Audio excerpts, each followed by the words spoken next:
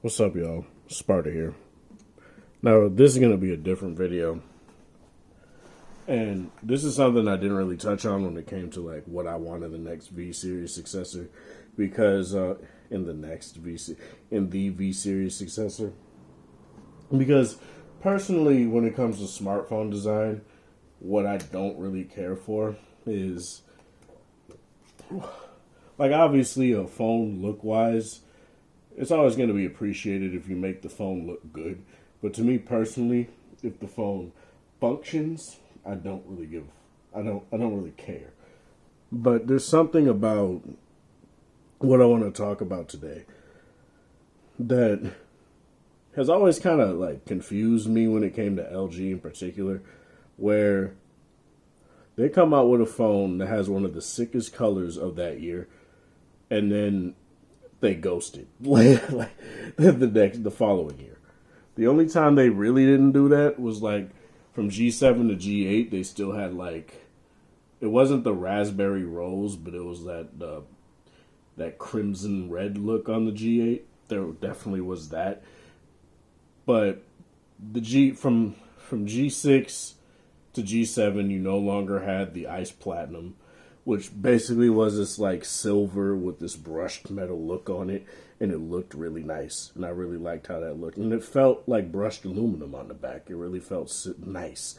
What else? V30 had that cloud silver look. That was something that was really nice as well, to the point where Samsung took the color. Like for like the Note 8 of that, for like the Note 8, they had like a second version of it that just came out with a new color, and that's all it was just a cloud silver version of the Note 8, and that was really nice.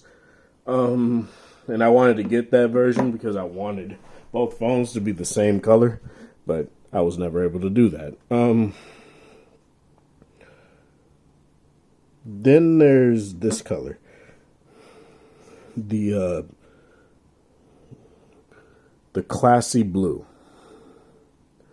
They've always had like some sort of blue, and apologies, I'm using the OnePlus 6T right now, so apologies if it don't look nearly as good as my other videos. But let me do this. There we go. Let me exposure lock.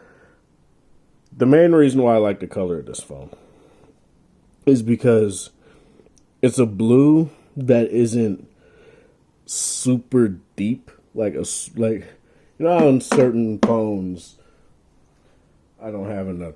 The only other blue phone I have is the Note 8, but it's in the box right now because I'm sending it back to Samsung. But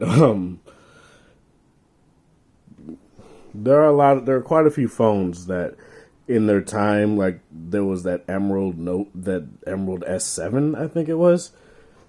Or S6, I think it was the S6, that emerald green S6 that was like so like green, and it did look nice.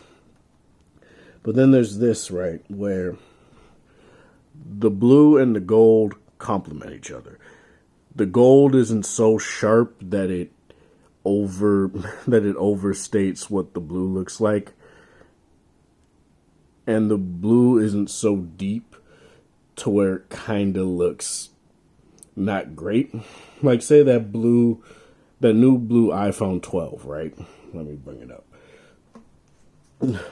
The problem that I've seen quite a few people say they have with it is that it looks a little bit too glossy plastic, right? It looks too glossy, especially compared to what like this, right? The one on the right. And of course, this phone now. This blue right here, that looks really sharp. Like, there's a really piercing blue right there. Whereas, say, on the V60 here, it's more soft, and it just looks more elegant, right? Classy, if you will. And then you couple that with the smooth aluminum frame, not like this very, like the stainless steel frame that's on the iPhones. They're nice, they feel really nice in the hand and all that, whatever. But The problem that I have with it is that say you don't rock a case on your phone.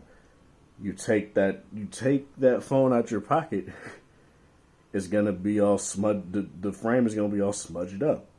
Now all you gotta do is wipe it down and it's fine, but you don't get that on here. Hell, I don't even remember getting that on like the V10.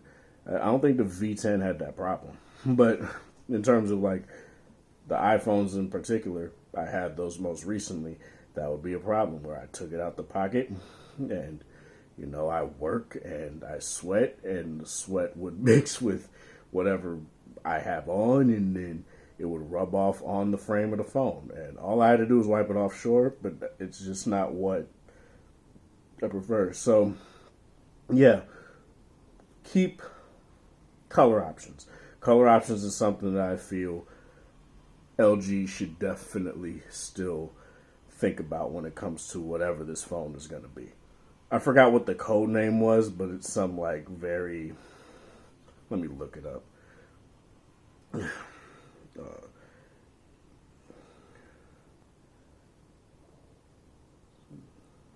LG V Series Successor.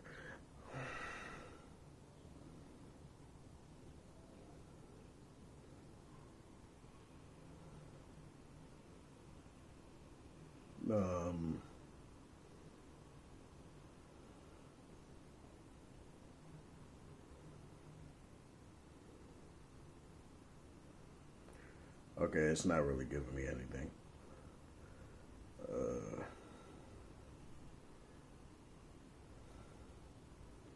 Let me go to news. The Rainbow, that's what it's called, which is kind of weird. It's kind of weird to call it the LG Rainbow, but who knows what that'll entail of. We'll see. Hopefully they keep the same DNA as I've always said. There's something about a V Series phone. It's kind of akin to a Note, but unlike the Note nowadays, like where there are phones that can do what the Note does at different price points, even from Samsung itself, the V Series is really nothing else. Like, no matter what I've tried, there hasn't really been a phone to match what I feel when I use a V Series phone in particular. Not even like other LG phones. Like, the G Series, as much as I love it, it's what got me off of stock Android. Got me off of the Nexus 4 with the G2. The V Series is something special to me, and I want to see them do better, obviously, with this V Series Successor, right? But I don't want it to be, rather than a successor, it just be, oh, let's just copy what Samsung is doing with the Note, and let's just axe features and then put those features on other phones so you have different options. And because that's what doomed the G Series. That's what is honest, and that's what's making them pivot towards this other direction where they have an experimental phone that does all this other really cool stuff. They have this Velvet that looks pretty and is powerful enough for what you may need it to do. The V Series should be about power. The next successor should be about power. Not necessarily spec for spec, like say, oh, 120 hertz or Quad HD. I don't care. I don't care about that. But keep the stuff that made LG unique, right? That made people, for the longest time, still keep their V20. And people are just now deciding, maybe the V60 is the one. And I guess I'm somewhat of a martyr for that, I guess. And I don't want, people to think that, oh, this is me saying, oh, your decision is bad if you keep the V20. I love the V20. But what I want LG to do, and you got to keep your hopes in reality, right? You can't hope for them to go back to a removable battery. You can't hope for them to bring back the IR blaster, even though it would be nice. And they probably could. They probably would. They probably would bring back the IR blaster. I would want that so bad, but there are certain things you got to keep in reality when it comes to this. You can't just say, I want this and they didn't do that, so this phone sucks. Because it's stupid. Like, it's just dumb to think that way. But, yeah, I know I didn't initially start off with keep the color options, but color options are actually quite important because they what sell people on the phone initially, the average consumer, right? And I know a V Series phone is not an average consumer friendly phone, but they want some people to you indeed want to sell your phone to average consumers so that if they're an average consumer plus, they may go into those more pro options and realize what this phone could do, and they'll do more with their phone, right? That's what I feel they need to do. They need to not completely cater to the average consumer market, not alienate the people that love their phones, but also give people a reason to buy their phones when they come out and not when they're on eBay for $400 3 months later. Like, that's not a feasible business model. But yeah, let me know in the comment section below what you guys feel. This is more of a part 2, I guess, but you know, this is Sparta. Thank you guys for watching. Thanks for support. Hope you guys have a wonderful Monday or whatever time of day in this area. Thanks for 891 subscribers. We're getting close. We're getting really close. Have a good one.